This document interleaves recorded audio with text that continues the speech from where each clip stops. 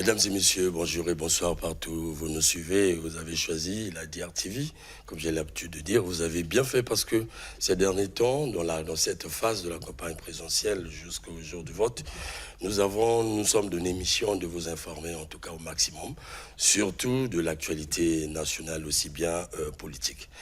Il faut dire que du 2 au 4, l'actualité, au niveau, en tout cas, du Congo était très riche. Le Congo a été marqué par la visite de travail de Madame Marie-Antoinette Rose IV. Elle est directrice générale du secrétariat continental du mécanisme africain d'évaluation par l'EPER. Alors, nous voulons savoir le fond de la chose. Souvent, c'est une organisation qui échappe à quelques Congolais, mais nous avons prêté notre attention dernièrement, en tout cas dernièrement, sur cette visite qui a été d'ailleurs médiatisée.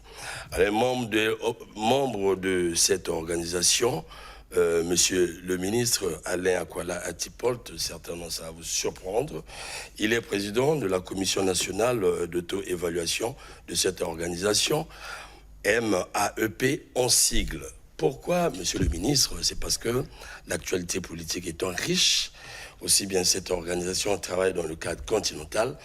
Nous l'avons invité spécialement sur ce plateau pour nous donner matière. Bonjour, monsieur le ministre. Bonjour et merci de me recevoir. En tout cas, c'est nous, parce que, monsieur le ministre, nous traversons une période de tristesse, d'abord, il faut le dire. Oui. Nous venons de perdre un grand ministre de la République. Aussi bien votre collègue, confrère, il faut le dire, en la matière, le président Philippe Mvo. Et oui. Vous avez occupé ces fonctions. Ce sont deux grands frères. Voilà. Et qu'est-ce que vous dites de ces deux disparitions? D'abord, comme je vous l'ai dit, ce sont des grands frères pour moi et non des collègues. Le premier, le ministre d'État Yessa, est un homme qui a joué un rôle important dans mon introduction dans la vie politique. Ah bon? Oui, en 2002, j'ai reçu un coup de fil de sa part, de manière impromptue, me disant qu'il fallait que j'aille à la Congolaise, que j'étais attendu à la Congolaise. Et je me suis allé, je suis rendu à la Congolaise, avec quand même une certaine appréhension.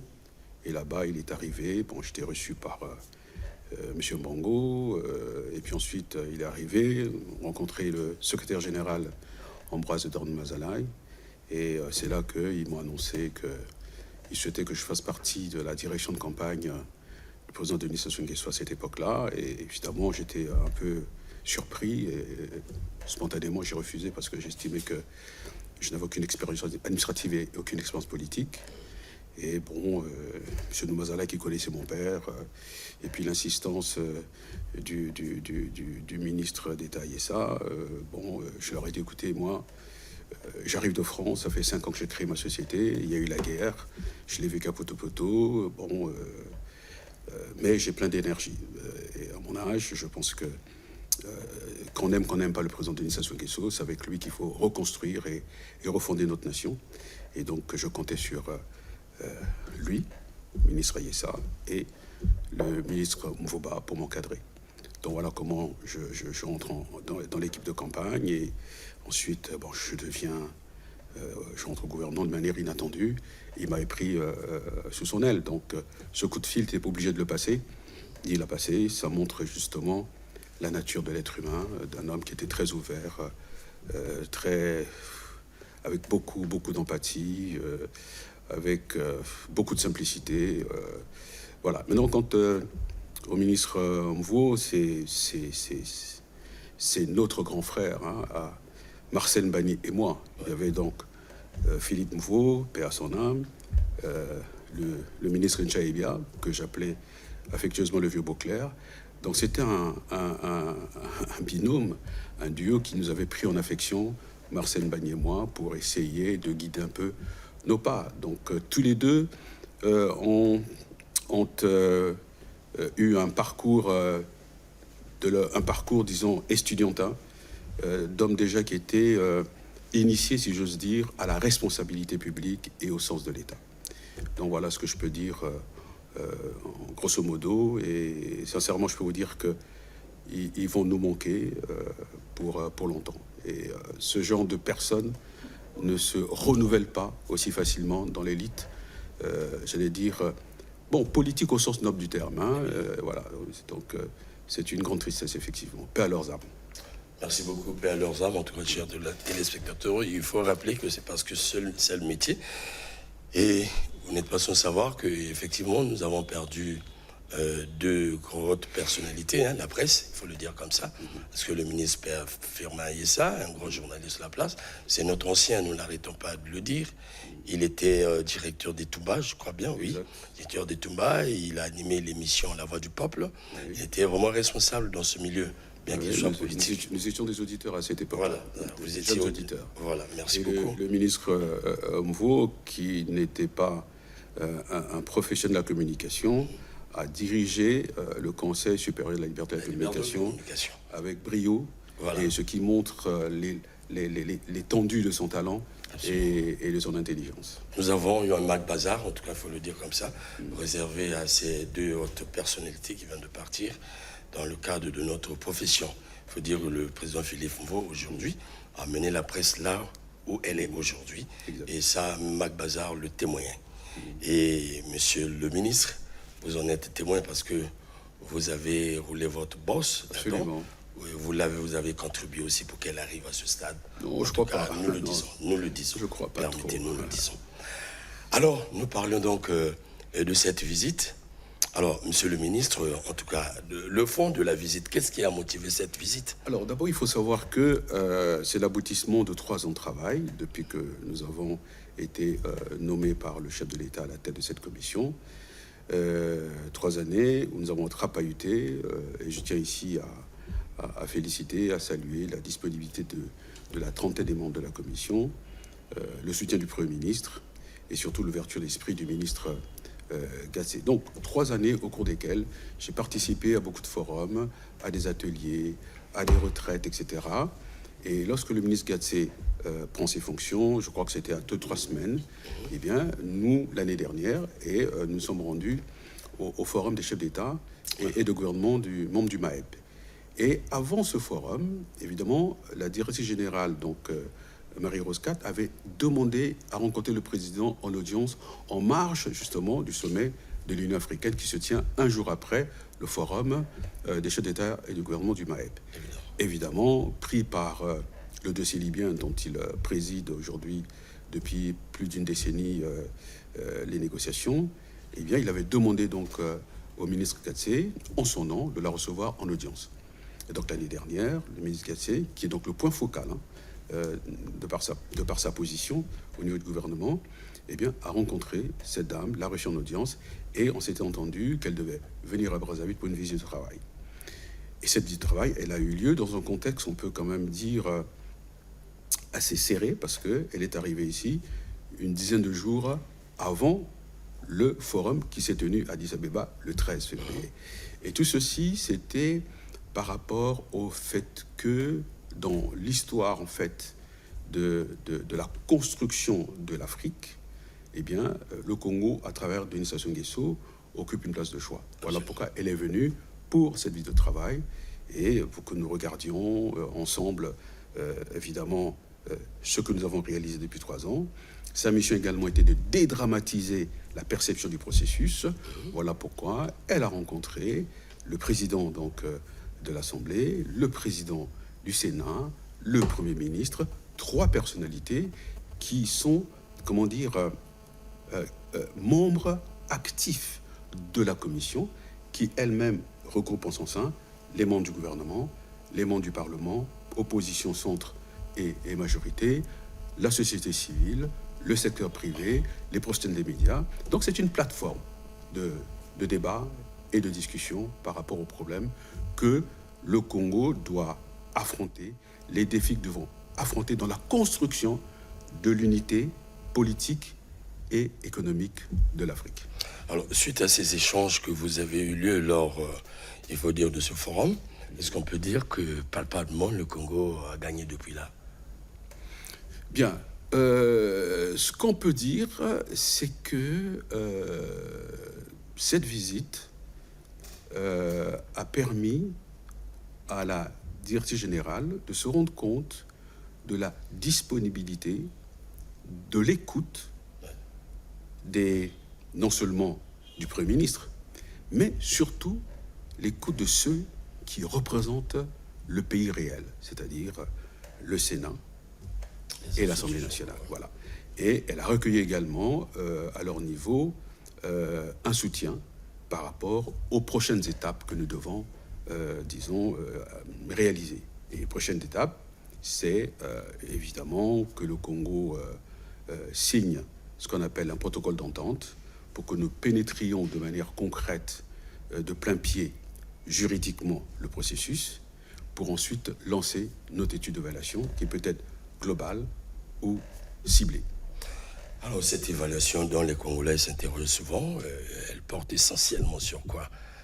Bien, il faut savoir que, d'abord, pour comprendre un peu le processus en lui-même, il faut faire un peu d'histoire, en fait. Absolument. Il faut savoir quand même que lorsque l'Afrique est indépendante, enfin, pas l'Afrique dans son entièreté, quelques pays, une trentaine, eh bien, ces pays se retrouvent à Addis Abeba, je crois que c'est le 25 mai 63, et créent l'OUA, l'Organisation de l'Unité africaine. Premier président, Haïlé Sélassié, l'empereur Haïlé Sélassié, le Négus. Pourquoi Addis Abeba? Pour ceux qui le regardent, les jeunes, eh bien, l'Éthiopie est le seul pays africain qui n'a jamais été colonisé. Bien. Et lorsque cette OUA est mise en place, eh bien, il se fixe comme mission la libération totale du continent africain, y compris aux moyens militaires. Nations Unies, je crois que c'était le 7 octobre 63, quelques mois après, à peine 6 mois après, Haïlé Sélassié prend la parole à la tribune des Nations Unies et indique au monde entier que l'OUA aura pour mission historique la libération totale du continent, y compris même sur le plan militaire. Et d'ailleurs, pour les jeunes qui nous regardent, je crois que Bob Marley avait repris ce discours donc, d'Haïlé Sélassié au niveau de l'ONU dans son album Rastaman Vibration. C'est le titre War. Africa Unite également. Africa Unite, ça c'est par la suite, juste avant l'indépendance du Zimbabwe. Voilà. Et donc, à partir de là, l'Afrique est au combat.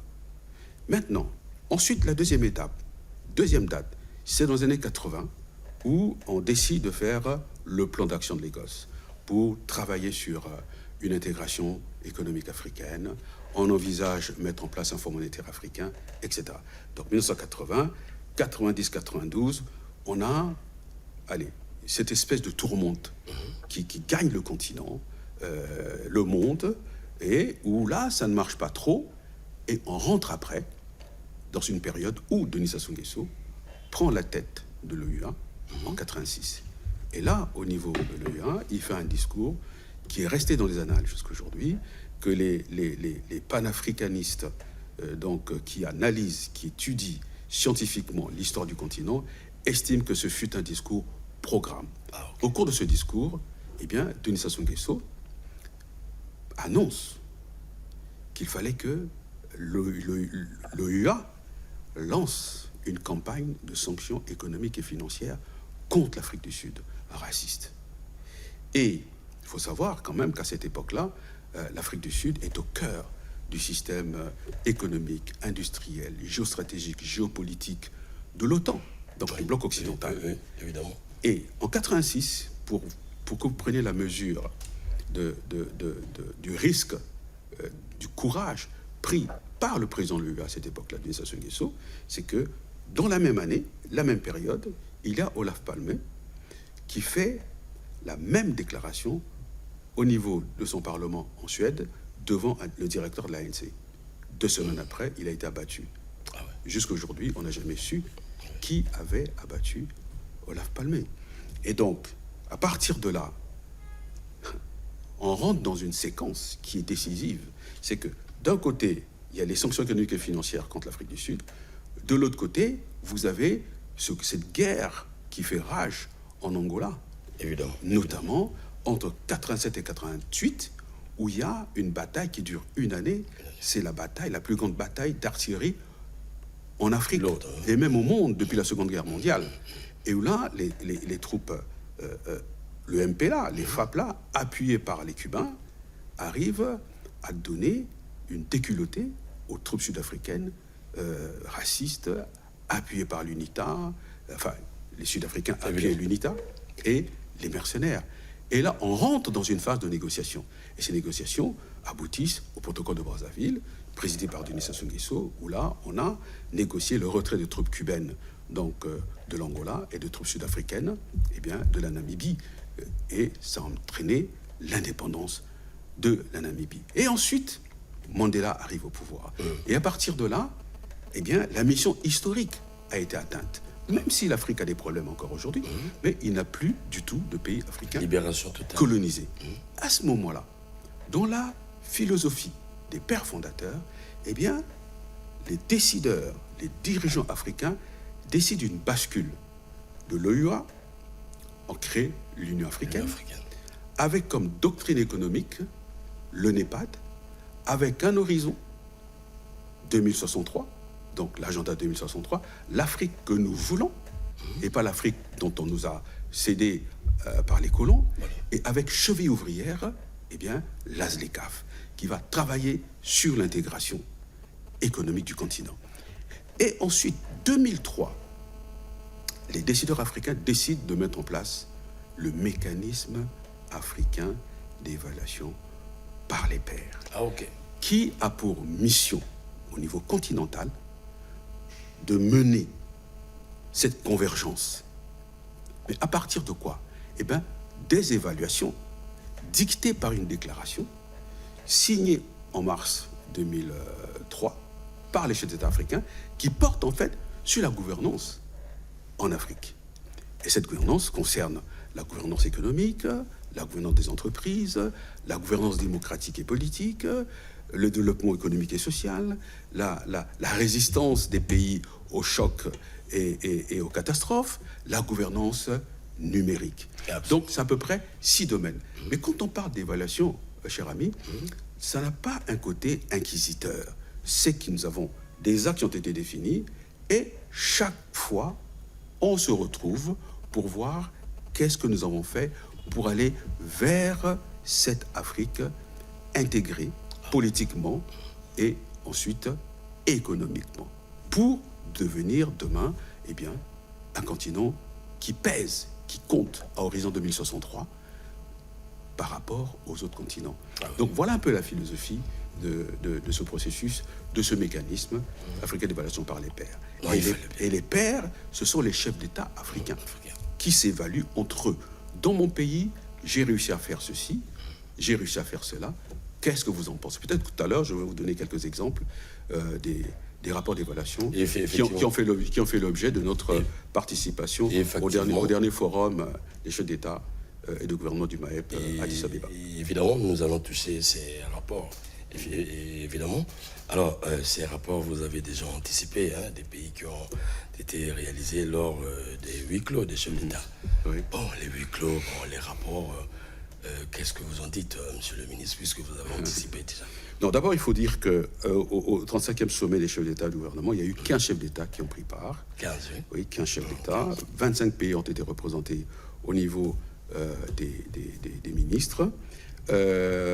L'Ouganda, donc du président Museveni, a succédé au président algérien, donc à la tête donc du président, de la présidence du forum. Et puis, eh bien, la Somalie a décidé d'intégrer, de signer l'accord d'intégration du MAEP. C'est le 45e État. Donc, ça montre quand même que sur 54 États, c'est un processus qui commence à être compris par les chefs d'État africains. Alors, si vous permettez, je vais prendre quand même une note pour vous dire exactement quels sont les rapports d'évaluation qui ont été examinés. Ce qui est important. Pour que nous comprenions bien que ça n'a rien à voir avec une démarche d'acquisition, etc. D'ailleurs, Madame Marie-Rose Cat l'a dit lors de son passage. Alors, il y a d'abord le Ghana. Le Ghana, on a analysé tous ensemble, donc les chefs d'État, chefs de gouvernement et les ministres points focaux et les présidents des commissions nationales. Le Ghana a présenté son rapport sur la gouvernance d'entreprise comme catalyseur de la mise en œuvre de la ZLECAf au Ghana. C'est-à-dire, il y a la ZLECAf dans à peu près 4-5 ans. Donc le Ghana s'est fait évaluer C'est-à-dire, on a analysé, donc le secrétaire continental avec ses experts ont analysé les points forts et les points faibles du Ghana, notamment dans le secteur des entreprises, qui sont en réalité les principaux moteurs de l'économie.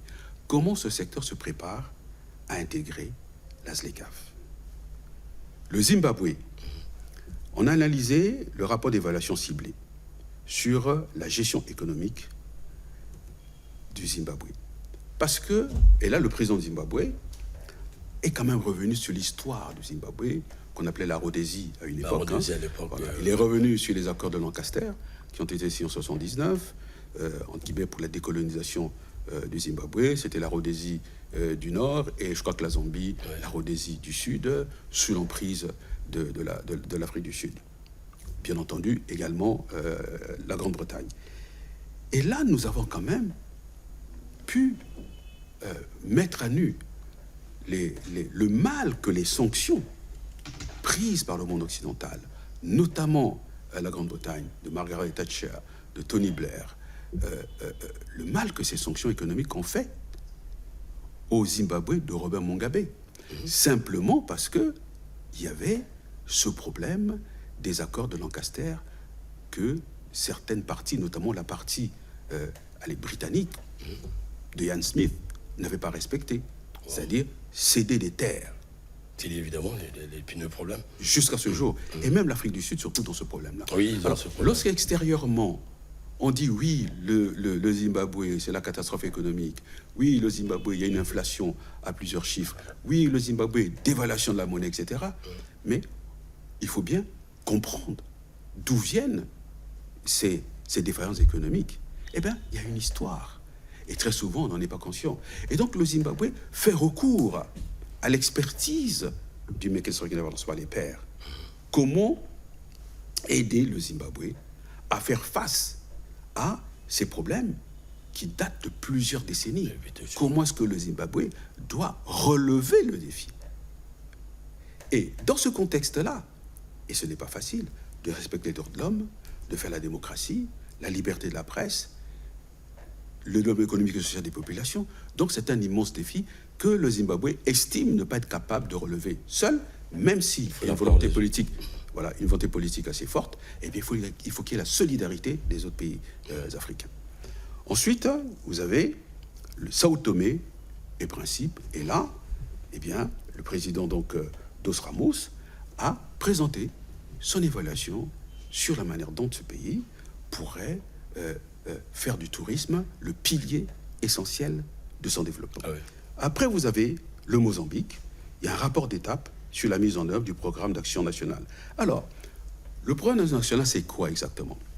Lorsque vous avez fait une évaluation globale sur les 6 points que j'ai cités, démocratie, gouvernance économique, d'entreprise, etc., il y a ce qu'on appelle un rapport national d'auto-évaluation, qui devient ensuite, lorsqu'il est apprécié par le panel des experts et les autres chefs d'État, avec bien entendu des conclusions, donc des recommandations émises par les autres chefs d'État, ce rapport national d'évaluation devient un plan, les conclusions deviennent un plan d'action nationale.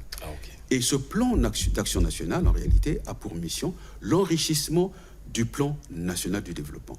Et donc là, le Mozambique est venu faire le point des recommandations qui ont été, de l'évolution, la mise en œuvre des recommandations qui ont été faites par les autres chefs d'État. Vous avez également Djibouti, un plan d'action national, la Namibie, la même chose, mais sur les mesures prises pour lutter contre le chômage des jeunes. Donc je peux vous citer comme ça, le Kenya, etc. Donc c'est vous montrer que la participation du Congo à ce forum a été rehaussée par la présence du ministre des Affaires étrangères, Jean-Claude Ngakosso, qui représentait le chef de l'État. Et ça lui a permis d'avoir une espèce de vision périphérique de ce que ce processus peut apporter à notre pays. Et donc, ce que nous avons retenu par rapport au Congo, c'est de voir, après les élections présidentielles, deuxième trimestre donc, de l'année 2026, la nouvelle équipe dirigeante, quel que soit le candidat qui sera élu, mais je préférerais que ce soit le mien. Parce que c'est de bonne loi. Bon, non, mais c'est pas... les jeux sont ouverts, hein. Absolument, absolument. Je préférerais que ce soit le mien. Mais quoi qu'il en soit, les prochains dirigeants de ce pays devront intégrer le NEPAD comme étant le cadre stratégique de toute politique nationale. Et avec, bien entendu, le MAEP comme cheville ouvrière. Parce que lorsque le président parle de panafricanisme économique, d'accord, mais quel est le cheminement? Mais le cheminement, c'est à travers le MAEP, qui va conduire vers le panafricanisme économique. Donc, ça veut dire que le prochain gouvernement devra signer le protocole d'entente assez rapidement, et puis on pense lancer une étude d'évaluation ciblée dans un domaine bien précis, mais j'en garde la primeur aux autorités supérieures de notre pays, c'est-à-dire le Premier ministre et le Président, parce qu'on a déjà vu à peu près sur quel axe on pourrait travailler. Alors, merci bien, Monsieur le ministre, et si vous répondez en qualité de président de la Commission nationale de taux et évaluation de la MAEP Congo. Voilà. Alors, Monsieur le ministre, voilà, vous venez de nous présenter là, en tout cas, et vous venez de nous faire un récapitulatif. Oui, c'est un récapitulatif. Vous savez,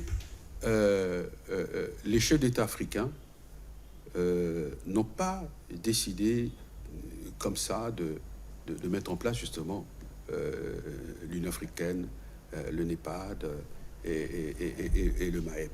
C'est parce que dans une analyse rétrospective de l'histoire économique du continent, c'est au sortir de la colonisation, chaque pays avait plus ou moins son orientation économique. Nous avions une option, on va dire, étatiste, et peut-être la Côte d'Ivoire de Houphouët-Boigny avait une option libérale. Mais ça n'a pas empêché qu'une vingtaine d'années après, on s'est tous retrouvés sous les fourches codines du Fonds monétaire international, avec une dévaluation du franc CFA qui arrivait par la suite. Mais en fait, c'est parce que, en réalité, nous avions jusqu'à ce jour des économies, j'allais, extraverties. Et absolument. On n'a jamais réussi à créer une économie réellement intégrée au niveau du continent. Et je me rappelle, j'étais encore étudiant en France, où j'ai vu le président Houphouët-Boigny aller en Suisse, à Genève, négocier avec les chocolatiers, Nestlé et autres, pour ne pas les citer, par rapport au café, au cacao ivoirien. Mais en tout temps, on disait que premier producteur mondial. Donc, à l'époque, avec ce prisme, on va dire, marxiste que nous avions, eh bien, j'avais devant moi, justement, eh bien, un chef d'État africain qui perdait sa souveraineté, son autorité face, on va dire, aux capitalistes du monde. Et donc, le fait de mettre en place la ZLECAf, c'est en réalité bâtir une économie globale, africaine intégrée, pour que nous ayons, comment dire, une sorte d'autonomie. Parce que avec un marché de plus d'1,5 milliard d'habitants, plus de 50% des ressources minières du monde se trouvent chez nous, et il n'y a pas de raison que nous ne représentons que 6% des échanges au niveau international. Ensuite, nous qui sommes en Afrique, on n'a pas une connaissance de notre histoire avant le début de l'esclavage. On sait... Bien que les travaux ont été menés quelque part. Oui, les travaux ont été menés. Les travaux ont été menés, mais surtout, si vous consultez les travaux faits par des chercheurs noirs américains qui après ont décidé de se faire appeler afro-américains, parce qu'ils connaissent l'histoire. Vous allez à la Barbade, en Jamaïque, au Brésil, aux Antilles, ils s'appellent maintenant afro-descendants. Pourquoi? Parce qu'en fait, l'Afrique a joué un rôle important dans l'économie mondiale, dans l'essor de l'économie mondiale. Non seulement à partir du XVe siècle, il faut savoir que des navires, des caravelles venaient sur les côtes ghanéennes pour prendre de l'or. C'est l'or du Ghana qui a donné à Lisbonne, le Portugal, qui est un royaume quelconque, une suprématie au niveau mondial. C'est cet or qui a permis de financer les expéditions de Christophe Colomb, etc. Mais nous ne savons pas. Vous comprenez? Ah, ça nous échappe. Ça nous échappe. Ça nous échappe. Voilà pourquoi l'Union africaine inscrit réparation et justice. Et lorsque l'économie mondiale était basée sur la canne à sucre, qui cultivait la canne à sucre dans les plantations de canne à sucre? Ce sont les Noirs. Lorsque l'économie mondiale était basée sur le coton, qui cultivait le coton? Le sucre a changé le mode de consommation occidentale. Et donc, tout cela a pour base l'Afrique. Voilà pourquoi, lorsque vous êtes à Addis Abeba, que vous discutez avec les autres Africains, mais surtout les observateurs qui viennent de ces pays, ils considèrent que nous sommes un. Absolument. Et que l'Afrique ne s'en sortira pas s'il n'y a pas cette conscience noire globale, celle qui a été, on dit même, mise en avant par Aimé Césaire, la négritude, etc. Vous la retrouvez à travers Marcus Garvey. Voilà. Comment dire, l'existence des royaumes noirs avec une économie, avec une civilisation, avec une culture, nous n'avons pas connu cela. Des recherches ont été faites. Ouais. Et si bien que lorsqu'on parle de l'esclavage reconnu comme un génocide, mais il y a aussi ce qu'on appelle un épistémicide, c'est-à-dire le colon a même refusé de nous considérer comme des êtres humains. Notre culture ne valait rien. Ah, évidemment. Voilà. Et donc, sortir de là, ce n'est pas évident. Et même au niveau des États-Unis, à un moment donné, il y a eu la loi Jim Crow, qui manifestement considérait l'homme noir comme un meuble. Donc, nous n'aurons pas de culture et pas de pensée. Et donc, tous ces frères qui sont retrouvés aux États-Unis, dans les Antilles, etc., dont les ancêtres qui travaillent dans les plantations de canne à sucre avaient, 7 ans d'espérance de vie. 7 ans d'espérance de vie. Après, ils ont réussi à vivre jusqu'à aujourd'hui. Ils ont réussi à traverser les siècles et à exister. Et ils ont fait des recherches. Et voilà pourquoi, au niveau de l'Union africaine, il y a une démarche, et même au niveau du MAEP, de l'organisation d'un sommet Union africaine et les diasporas. C'est-à-dire que les vrais diasporas. C'est un gros rêve, hein? C'est même pas un rêve, c'est déjà une réalité. Ouais. Alors, donc vous voyez bien que aujourd'hui, avec ce qui se passe dans le monde, avec tous ces blousements géopolitiques qui changent le système politique mondial, eh bien, le MAEP est, à mon sens, la seule voie qui pourra conduire justement les Africains à une bonne gouvernance, et la bonne gouvernance entraîne la souveraineté. Mais c'est un travail de longue haleine. Travail de longue haleine, en tout cas, monsieur le ministre. De plusieurs générations. Oui, j'ai pris le temps de vous écouter, mais vous avez débuté des choses qui ramènent l'Africain vers la prise de conscience de soi. Oui. En tout cas, compter sur ses potentiels, une projection vers l'avenir, le choix de notre avenir d'une manière globale. Alors, mais ça me vient rapidement dans la tête. Est-ce que ce projet, et vous avez foi qu'il pourra aboutir, cette démarche, ça pourrait aboutir? Sinon, qu'est-ce qui peut freiner cette... Bon, je veux dire une chose. Quand j'étais à Addis Abeba, ministre Gatsé, ministre Ngakoso, et nous avions une discussion avec d'autres Africains. Et on a analysé, en fait, le leadership du continent. depuis Haïlé Sélassié, en passant par... Voilà. Le Jara Safari. Absolument, yes. Un bon nom. Voilà. Ça rappelle. Et il y a un gars d'Afrique du Nord, je ne donnerai pas le pays, l'Afrique du Nord va nous dire, vous savez, l'Afrique aujourd'hui n'a quasiment plus de leader. C'est triste. Mais le seul leader qui reste en Afrique, c'est Denis Sassou Nguesso. Wow. Voyez-vous? Et donc, je comprends maintenant pourquoi le président signe, est parmi les pères fondateurs du MAEP. Et c'est un homme qui a vu l'OUA des pères fondateurs, Oui. sa transition en Union africaine, qui a vu la naissance, la conceptualisation du NEPAD et la naissance du MAEP. Donc, le fait qu'il m'ait nommé à ce poste montre qu'il a une parfaite connaissance des uns et des autres. Mieux que nous-mêmes, je crois. Et il savait, qu'en me nommant à ce poste-là, que c'est un poste qui allait me passionner. Et ai-je la foi? Oui. Parce que la foi, elle se transmet. On a parlé tout à l'heure de Firma Yessa, de Mvo, etc. Ils ont transmis quelque chose.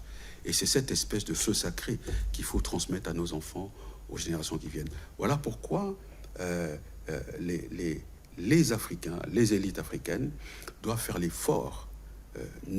Parce que c'est facile d'être un politicien, hein, c'est facile d'être un homme politique. Très facile, ouais. Mais il est très difficile d'être un homme d'État. Très difficile. Oui, oui. Et donc, ce que ce frère d'Afrique du Nord a dit, c'est parce qu'on constate que, au niveau du leadership africain, eh bien, nous sommes en déficit d'hommes d'État. Et un homme d'État se construit sur plusieurs années et doit traverser plusieurs époques, plusieurs épreuves, faire face à plusieurs situations pour que instinctivement s'installe en lui ce petit quelque chose qu'on peut considérer comme une espèce d'étoffe, mais qu'on ne peut pas, entre guillemets, décrire de manière rationnelle. Donc j'ai foi. Alors, pour faire cette transition, en tout cas, quand vous nous avez emmené vraiment dans le rôle que l'Afrique a joué, et plutôt le rôle que le Congo a joué également, oui. Pour le reste des pays africains. Et ce que tous les Congolais savent, c'est que nous avons pleinement participé aux luttes de libération, oui. en tout cas pleinement, intellectuellement, culturellement, militairement. Le Congo a joué de beaucoup. Et le nom du président Denis Sassou Nguesso revient souvent.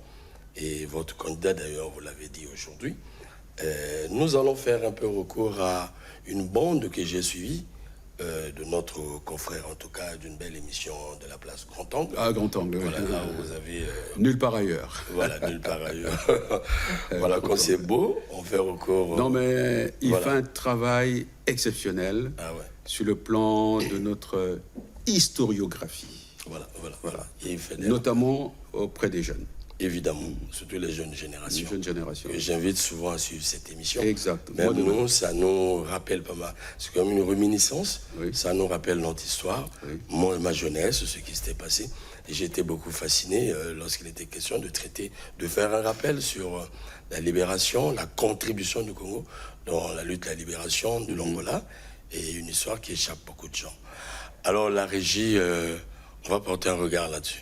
Camarades révolutionnaires, nous ne pouvons pas vous exprimer ici la grande joie, la grande fierté de tous les peuples progressistes d'Afrique et du monde à cause de votre lutte héroïque et en particulier à cause de la date du 11 novembre 1975 qui est une date inscrite en lettres d'or dans l'histoire de l'Afrique combattante. C'est avec une grande émotion que je prends la parole ce 11 novembre 2025 qui me renvoie au 11 novembre 1975, ici à Luanda. Je pense que c'est une reconnaissance. Une reconnaissance, je dirais même une grande reconnaissance de l'État angolais par rapport aux autorités congolaises, en commençant par le président Marien Ngouabi, qui était chef de l'État à l'époque, et tous ses collaborateurs qui sont les plus proches, dont le président Denis Sassou Nguesso. Que le président Denis Sassou Nguesso a joué un rôle central en tant que ministre de la Défense, en tant que patron des services de sécurité de notre pays.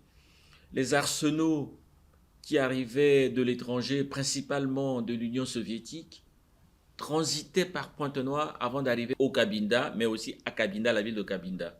La gloire, l'honneur, la renommée d'un grand homme sont une propriété de la nation qui l'a produit.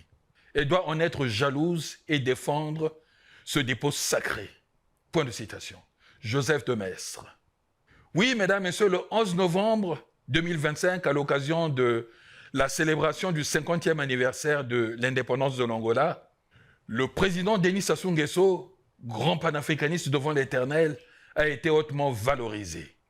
Oui, à tout seigneur, tout honneur, dit-on.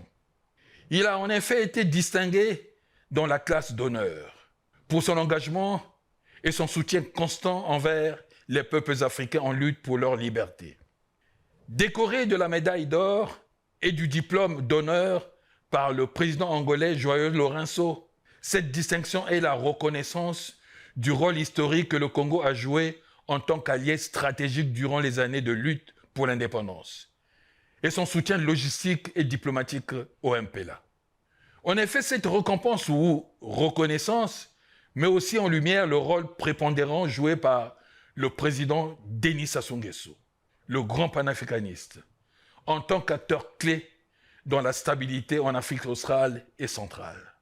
Je pense que cette décoration est une reconnaissance historique du rôle que Denis Sassou Nguesso, qui est un homme, sa génération aussi, ont eu leur leadership forgé par les luttes anticoloniales. La République sœur d'Angola reconnaît en Denis Sassou Nguesso cet avant-gardiste qui, de tout temps, a travaillé pour la libération et la liberté des peuples. L'honneur appartient à ceux qui jamais ne s'éloignent de la vérité, même dans l'obscurité et la difficulté. Ceux qui essaient toujours et qui ne se laissent pas décourager par les insultes, l'humiliation ou même la défaite, a dit Nelson Mandela. Retour sur le plateau, Monsieur le ministre, Monsieur le Président de la Commission, vous venez de suivre cet extrait dont vous avez d'ailleurs alimenté. Oui, Alors. Oui, bon, vous savez, ces mouvements de libération ont été une priorité pour la quasi-totalité des dirigeants de notre pays. Évidemment. Donc le Congo, à travers ses différents dirigeants, ont toujours soutenu les peuples qui luttaient pour leur indépendance. Mais parmi tous ces dirigeants, il y a un qui s'est distingué, c'est Denis Sassou Nguesso, qui hérite justement de ce combat que sa génération, Marien Ngouabi, Guillaume Yopougon, tout le monde, hein, Florent Tiba qui était jeune. C'était même dans les gènes des Congolais. Exact. Alors, que puis-je dire? Et nous, notre conscience de citoyen voit le jour avec ces luttes. Notre culture politique voit le jour avec ces luttes. C'est ce qu'on disait à l'époque, les causes justes triomphent toujours. Absolument. Il faut être du côté des peuples opprimés. Il y avait la conviction. Nous avions des cours en philosophie marxiste. Absolument. Avec des émissions à la radio, à la télévision. Et d'ailleurs, lorsque, quelques années plus tard, je suis au gouvernement, le président m'envoie en Angola, porteur d'un message au président de Santos. J'avais mon conseil politique et mon conseil juridique. Nous étions de la même génération. Quand je me suis retrouvé devant le président de Santos, je lui ai dit, écoutez, je vais tordre le cou au protocole avant de vous dire, livrer le message de votre frère, Ça. je dois vous dire que j'ai des frissons en étant face à vous. Pourquoi? Parce que mes deux amis, là, nous sommes de la même génération, nous allions dans les meetings de Marien Ngouabi. Lorsque Marien Ngouabi revient de Cuba, nous réunit à la place de la mairie, où il annonce qu'il était à Cuba, que Fidel Castro lui a dit qu'il était prêt pour l'Angola. Et il nous demande à nous, camarades, est-ce que vous êtes prêts pour l'Angola? Nous répondons tous oui. Et il dit, même à pied, nous irons. Nous avons 14 ans. Aujourd'hui, on traiterait peut-être de talibans, je n'en sais rien. Mais c'était une conviction. Et là, c'est Florent Tiba qui chauffait la foule avant de prendre la voix parole. puissante. Justement.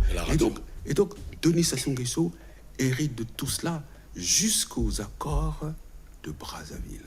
Et donc, cette reconnaissance, à la fois Marien et Denis Sassou Nguesso, comme il a dit lui-même dans son mot, est une reconnaissance historique. Mais il y a une chose comme il faut quand même dire, c'est que les Cubains qui viennent se battre volontairement, ils n'ont jamais été payés, viennent parce qu'ils savent tous, ce que j'ai dit tantôt, eh bien, que tous les Cubains noirs venaient du bassin du Congo. Bassin du Congo qui était le vivier où les caravelles venaient prendre les esclaves. Et cette opération a été baptisée du nom Carlota, ce pont aérien. Et Carlota, c'est le nom du premier esclave noir. Évidemment, ils étaient dans les esclaves qui s'est révolté dans les plantations de canne à sucre à Cuba, et ils venaient du Congo. Et d'ailleurs, ils portent les mêmes noms. Bien sûr. Et pour vous montrer justement la profondeur de cette réalité, voilà pourquoi il faut absolument qu'à Pointe-Noire, on fasse notre Gorée à nous. C'est que quand je me retrouve un peu sans fonction, on va dire, officielle, je suis dans mes pérégrinations et je suis invité au Libéria pour assister à la prestation de serment du président Weah. J'arrive et en me promenant dans la capitale, je vois quelque part Congo Town. Je m'arrête. Je dis, mais comment ça? What do you mean by Congo Town? Ils disent, mais non, mais nous venons tous du Congo. Nous sommes des esclaves partis du Congo. Et quand on est arrivé ici, pour qu'on prenne les autres esclaves qui sont ici, eh bien, l'abolition de l'esclavage est intervenue. Et nous sommes restés ici. Et nous sommes la communauté la plus importante. Alors, vous imaginez le lien que l'on peut mettre en place. Et quand vous voyez les faciès, ils sont comme nous. Donc, voilà pourquoi il faut se tourner vers l'Afrique, que ce soit sur le plan culturel, que ce soit sur le plan touristique, que ce soit sur le plan historique, que ce soit sur le plan anthropologique, que ce soit sur le plan économique. Aujourd'hui, c'est vrai, à un moment donné, les pays africains se sont engagés à faire des zones économiques spéciales, etc. Mais à l'époque, c'était par rapport à une économie extravertie, mondialisée, mondialisation heureuse. Mais après le Covid, ainsi de suite, il y a une espèce de rétrécissement. Eh bien, il faut maintenant que nous étudions comment intégrer ces zones économiques qui soient dédiées à la ZLECAf. Des zones économiques dédiées à l'intégration. Évidemment. Et j'ai parfois discuté, eu des échanges, et certains experts à l'époque, qui estimaient que, voilà pourquoi je suis très heureux que le chemin de fer Congo-Océan y ait cet accord avec la Chine, il y a une chose, un projet structurant que le président, je me permets de le dire, devra lancer pour le siècle qui viendra et pour pouvoir permettre au Congo de maintenir son avantage concurrentiel qui a justifié que les colons aient construit un chemin de fer qui parte de Pointe-Noire à Brazzaville. Et quand vous regardez la carte des chemins de fer, quand vous regardez la planisphère, c'est le seul pays au monde où il y a un chemin qui part d'un port en eau profonde et qui donne sur le deuxième fleuve le plus puissant du monde. C'est qu'un jour, sur le quinquennat qui vient, c'est une idée que je propose à tous les candidats. À tous les candidats. Mais le mien serait, je crois, le plus apte à le faire parce qu'il y a déjà pensé, c'est de construire un canal qui partirait de Brazzaville jusqu'à Pointe-Noire. Évidemment. Le canal du Congo, comme on l'a fait le canal du Panama, le canal de Suez. Et là, c'est un avantage économique ad vitam aeternam. En tout cas, ça sert vraiment à l'intégration, pleine intégration. Exactement. Alors, monsieur le ministre, puisque nous parlons de l'homme, et nous ne ratons pas cette occasion avec vous, puisque vous faites partie de l'équipe de campagne d'ailleurs. Si je ne me trompe pas, vous êtes un grand acteur. Vous avez accompagné l'homme depuis toujours. Je me souviens encore du beau sobriquet, Ngeli. Oui. Ça, on peut se le dire. Oui, il y a des droits d'auteur quand même. Voilà, il y a des droits d'auteur, c'est vous. Mais je peux vous dire quand même, je les partage avec Marcel Mani. Ah bon? Vous savez pourquoi? Ok. Vous savez pourquoi? Non. Bon, nous arrivons au gouvernement, nous sommes très jeunes, et le président souvent, quand il rentre, on se lève, et puis il nous demande de nous asseoir. Il est assis là, au bout de la table, et nous, bon, ben, on travaille, et puis on le regarde, quoi. Absolument. Et puis bon, quand on finit le conseil avec Marcel, on dit, ah, mais Alino, il y a mon avis en Indéni. Voilà. Ah, pourtant, petit ne balé, D'accord. mais viens à Zongenga trop. À Zongenga trop. Et c'est comme ça que, bon, lorsqu'on on a fait l'inauguration de la maison de la radio en Como, on a sorti ce nom, Ngeli. C'était bien parti. Mais vous savez, vous dites que oui, je suis oui, je suis dans la campagne, c'est-à-dire sans avoir une fonction réelle. Il faut laisser les nouvelles générations aussi faire leurs armes. Hein. Moi, j'ai commencé autour de 40 ans, à l'époque avec mon grand frère Firma Yessa, et il ne faut pas, il y a d'autres générations. Mais comme personne ressource, je n'ai pas besoin de fonction officielle. Donc, même en individualité, je peux aller n'importe où. Mais de toutes les façons, c'est ce que vous avez toujours fait. Hein. Bien sûr. Ouais, c'est ce que vous avez toujours fait parce que ça vous caractérise. D'ailleurs, nous sommes des témoins dans les échanges. Donc, je ne vous vois pas parce qu'une fois, vous avez dit devant un grand média, je ne serai jamais opposant. Non, vous savez, c'est une question d'éducation. Oui, vous voyez, quand on parle de Firma Yessa aujourd'hui, il y a une chose qui caractérise les hommes, les vrais, c'est la loyauté. Un homme qui est dépourvu de toute loyauté n'en est pas un. Oui, c'est vrai. Vous ne pouvez pas ne pas être d'accord, mais vous dites ce que vous pensez. Ah, okay. Mais partir de là dire que je deviens un adversaire. Ah non. Ça, c'est... Alors, ça qu'on a tenu, il reste peu de temps. Aujourd'hui, c'est le grand challenger du reste des candidats, très expérimenté, et surtout dans plusieurs domaines. Vous venez de le démontrer. En tout cas, vous venez de le démontrer ici, mais voilà que le chef de l'État s'est lancé. Est-ce que c'est pas une candidature de trop? Non.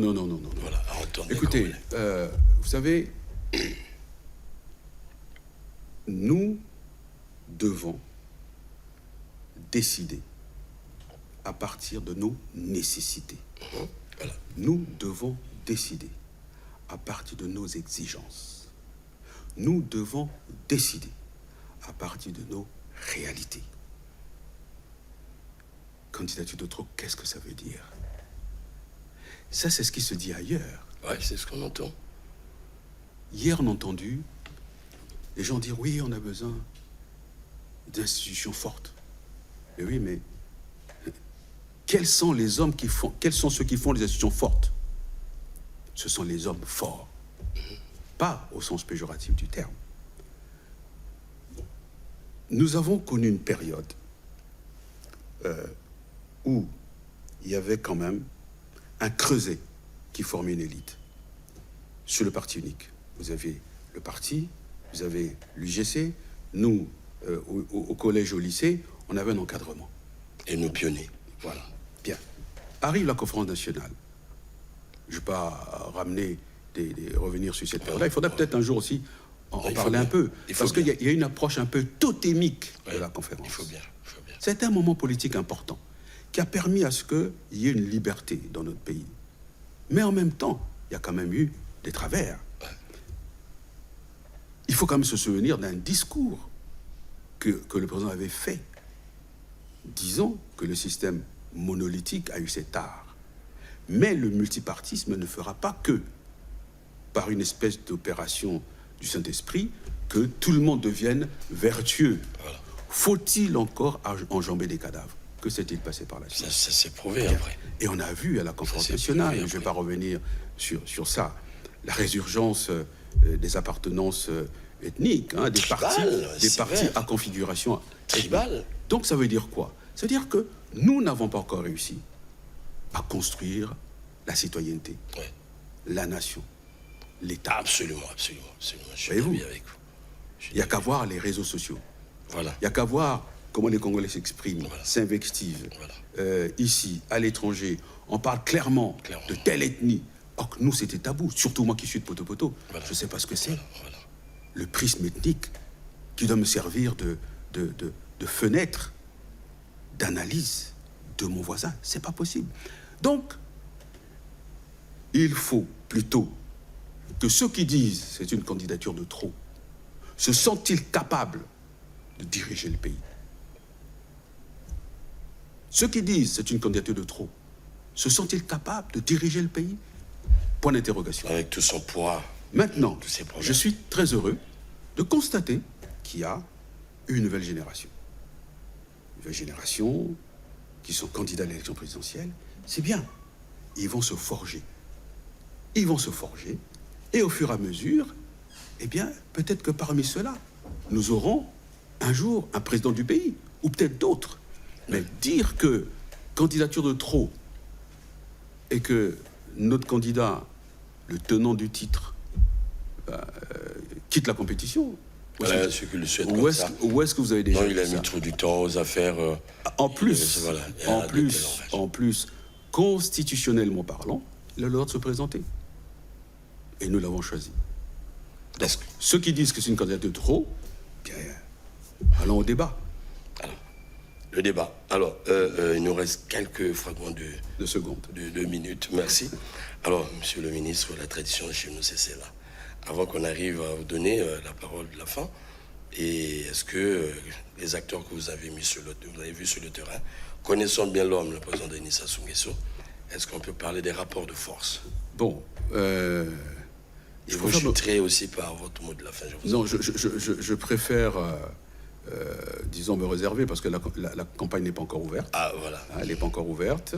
Donc, les argumentaires des uns des autres, on aura le temps de les développer.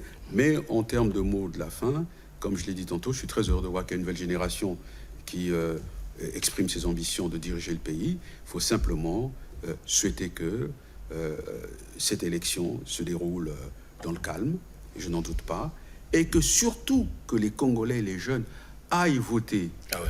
Il faut qu'ils aillent voter. C'est un devoir citoyen.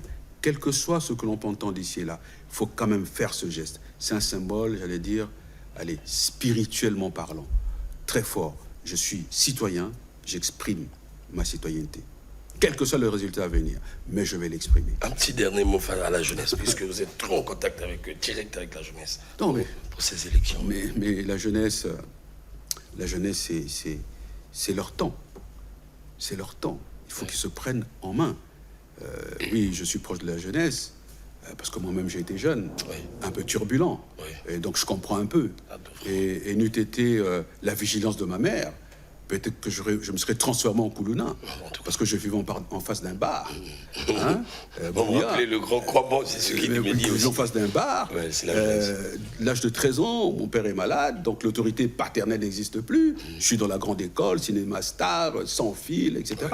Donc, n'eût été l'autorité de ma mère Pauline, peut-être que je ne serais pas ce que je suis aujourd'hui. Donc voilà pourquoi, quelque part, je comprends, quelque part, ces jeunes qui aujourd'hui s'interrogent sur leur avenir. Mais c'est eux qui ont leur avenir en main, et il va se traduire par le bulletin de vote. Et comme ça, celui qui sera élu saura quand même qu'il y a des jeunes qui ont voté pour moi. Évidemment. Et ils pourront lui rendre des comptes. Parce que si vous ne votez pas, vous allez demander des comptes comment? Il faut voter psychologiquement. Vous vous sentez en droit de rendre des comptes, de demander des comptes. Merci beaucoup. Merci monsieur le infiniment. ministre. Voilà, chers téléspectateurs, ce qui a été de cet échange avec le ministre Alain Koala Tiprol. Merci beaucoup. Franchement, ça a porté sur ce que vous nous avez recommandé de faire. En tout cas, cette visite d'abord au Congo ici, de cette dame. Vous avez également eu sa part de réflexion sur l'homme. Denis Sassou Nguesso, vous l'avez souhaité, bon, malheureusement. Le rendez-vous est fixé pour la campagne, en tout cas. Je sais que c'est un homme très utile. Je reviendrai si vous voulez. Absolument. Vous parlez de l'homme On va parler et de de mon l'homme. parcours à ses côtés. Absolument. Ça sera très croustillant. Ça va droit, ça Beaucoup va droit. d'anecdotes. Vingali. C'est beau, monsieur le ministre. Voilà. Donc, pour terminer, je demande toujours aux téléspectateurs de continuer à faire des telles propositions. Vous pouvez nous proposer de recevoir tel responsable. Nous le ferons volontiers, en tout cas ici. Et au reste, nous attendons donc vos sollicitations pour continuer à animer le débat. Maintenant que la campagne va s'ouvrir, alors le plateau sera à votre disposition. Monsieur le ministre, tous nos respects. Merci. Pour la prochaine fois. Au revoir chez vous. À la prochaine fois. Merci.